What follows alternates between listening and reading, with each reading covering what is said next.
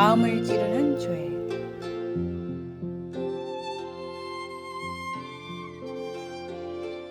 별 이유도 없이 사람들을 죽이다 체포된 희대의 살인마 토키치는 사형을 선고받고 죽을 날만 기다리고 있었습니다.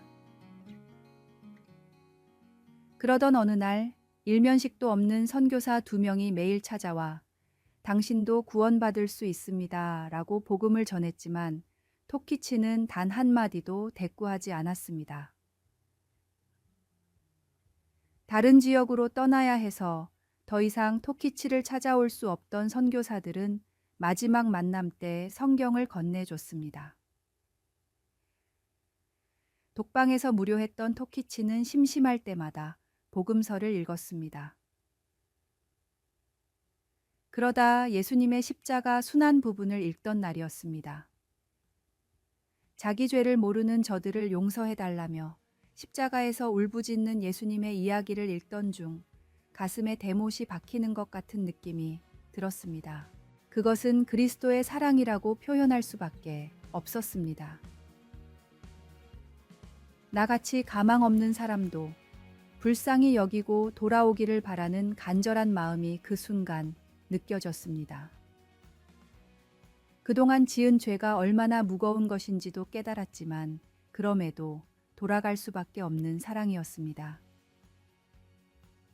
희대의 살인마 토키치는 그날 이후 성경을 읽으며 지난 삶을 철저히 반성했습니다.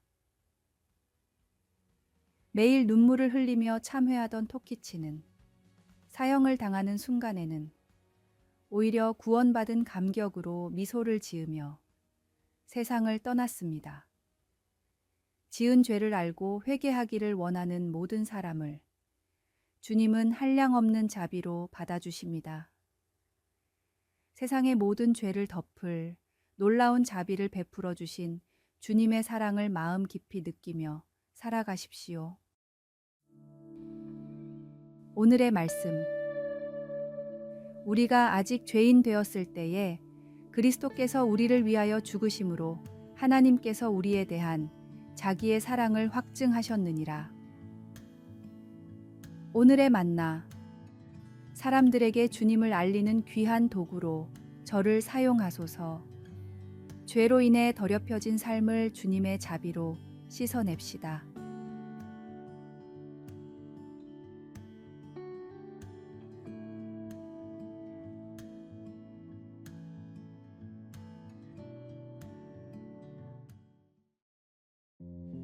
(8월 6일) 화요일. 잘못된 신뢰. 여기 까마귀들의 흥미로운 행동을 하나 이야기해드리겠습니다. 잎이 거의 다 떨어진 나무로 날아가던 까마귀들은 휴식을 취하기로 했습니다.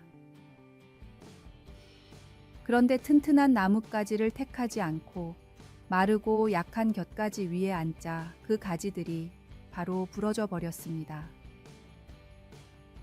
그들은 날개를 퍼덕여 위험에서 벗어났지만 그 아무 소용없는 행동을 되풀이했습니다.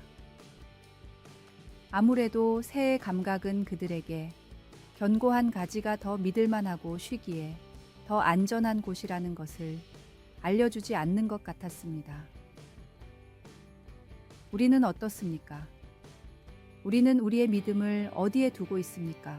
다윗은 시편 20편 7절에서 어떤 사람은 병거, 어떤 사람은 말을 의지하나 우리는 여호와 우리 하나님의 이름을 자랑하리로다 라고 말하고 있습니다. 병거와 말은 물질과 인간의 재산을 나타냅니다. 그것들은 일상생활에 유용한 것들이지만 어려울 때에 우리를 안전하게 지켜주지 못합니다. 우리가 물건이나 재물 또는 재산을 신뢰하면 까마귀들 밑에서 나뭇가지들이 부러져 나간 것처럼 그것들도 결국에는 우리 밑에서 부러져 나가게 될 것입니다. 자신의 병거와 말을 신뢰하는 사람들은 비틀거리며 엎드러지고 하나님을 신뢰하는 사람들은 일어나 바로 서게 될 것입니다. 혹시 어떤 사람이나 무언가를 신뢰했다가 실망하거나 낙심한 적이 있으십니까? 그것이 누구이며 무엇이었습니까? 당신은 무엇을 가장 신뢰하십니까? 말씀. 어떤 사람은 병거, 어떤 사람은 말을 의지하나 우리는 여호와 우리 하나님의 이름을 자랑하리로다. 기도. 사랑하는 하나님, 이 세상은 변해도 변치 않으시는 하나님을 신뢰하며 살아가겠습니다. 아멘.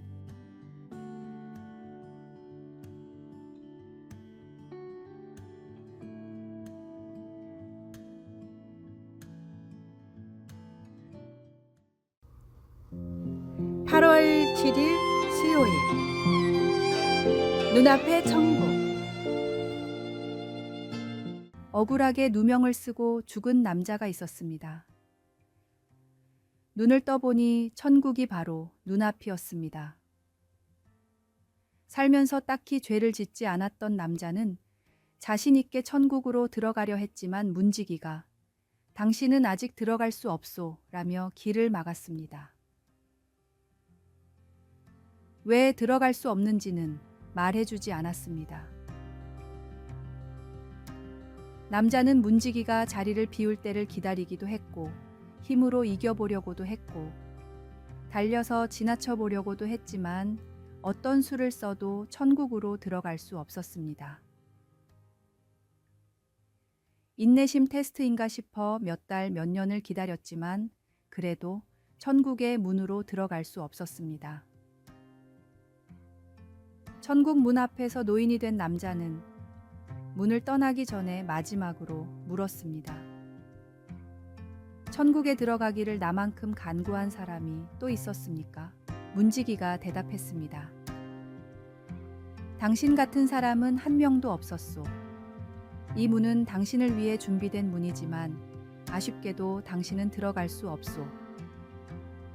문지기의 대답을 뒤로 한 채 남자는 천국을 등지고 정처 없는 여행을 떠났습니다. 세계적인 소설가 프란츠 카프카의 단편에 나오는 내용입니다. 천국은 노력으로 들어갈 수 있는 곳이 아니라 예수님을 믿음으로 들어갈 수 있는 곳입니다. 노력이 아닌 믿음으로 예비하신 은혜를 누리는 지혜로운 성도가 되십시오. 오늘의 말씀. 예수께서 이르시되 내가 곧 길이요 진리요 생명이니 나로 말미암지 않고는 아버지께로 올 자가 없느니라. 오늘의 만나. 하나님의 자녀가 되는 권세를 누리며 살아가게 하소서. 오늘 죽어도 천국에 갈 수 있다는 믿음을 주님의 말씀을 통해 확신합시다.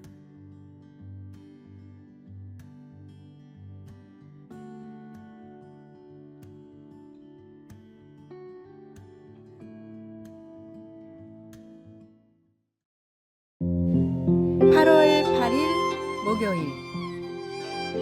제자리 걸음.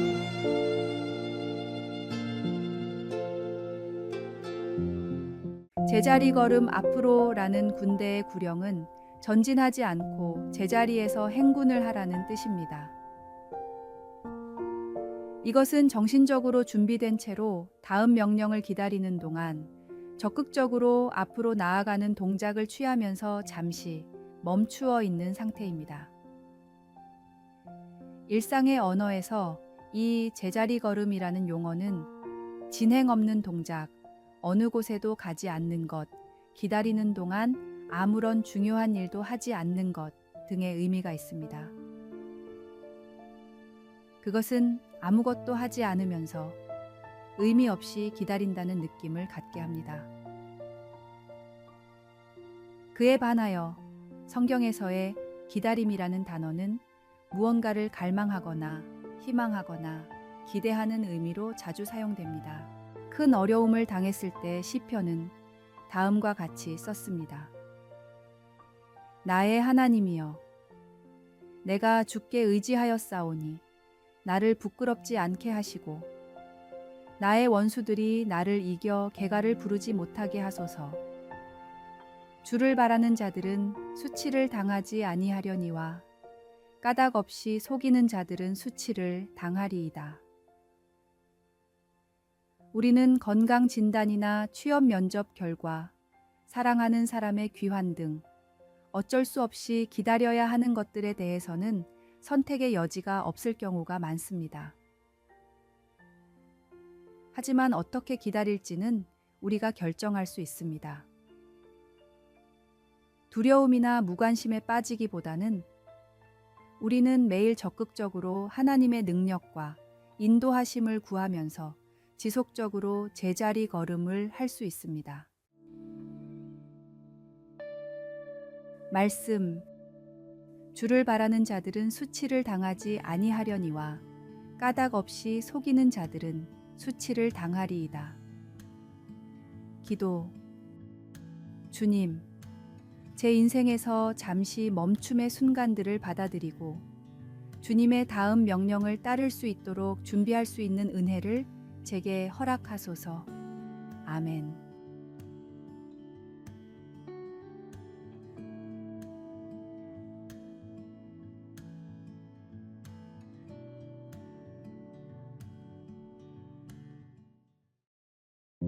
(8월 9일) 금요일. 피자와 유기견.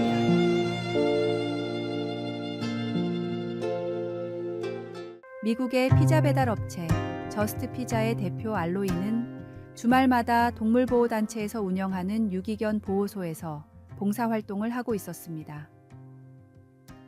알로이는 봉사활동을 통해 귀엽고 건강한 유기견들이 너무나 많이 버려지고 있다는 사실을 알고 슬퍼하다가 다음과 같은 아이디어를 떠올렸습니다. 우리 피자를 시키는 사람들에게 유기견들을 알리면 어떨까? 알로이는 보호소에 있는 유기견들의 사진과 간단한 정보를 기재한 전단지를 만들어 피자 박스 위에 붙였습니다. 귀여운 강아지들이 나와 있는 전단지를 본 고객들의 반응은 매우 뜨거웠습니다. 전단지가 붙은 피자 박스를 받은 첫 번째 고객은 배달원의 설명을 듣고는 바로 유기견을 입양했습니다. 안락사를 기다리는 강아지들의 운명을 진심으로 안타까워했던 알로이 덕분에 많은 유기견들이 좋은 주인을 찾았고 이 선행이 알려지며 회사의 매출도 더욱 높아졌다고 합니다. 생명을 살리고자 하는 마음이 있을 때 생각지도 못한 좋은 아이디어와 상황이 찾아옵니다. 하물며 가장 존귀한 인간의 영혼을 대하는 우리의 마음은 어때야 할까요? 하나님께 돌아와야 할 영혼들을 위해 기도하며 무엇보다 사랑의 손길로 대해 주십시오. 오늘의 말씀. 둘째도 그와 같으니 내 이웃을 너 자신같이 사랑하라 하셨으니라. 오늘의 만나. 주님, 사랑과 복음에 온전히 집중하는 삶을 살게 하소서. 전도를 위한 좋은 아이디어를 주님께 구합시다.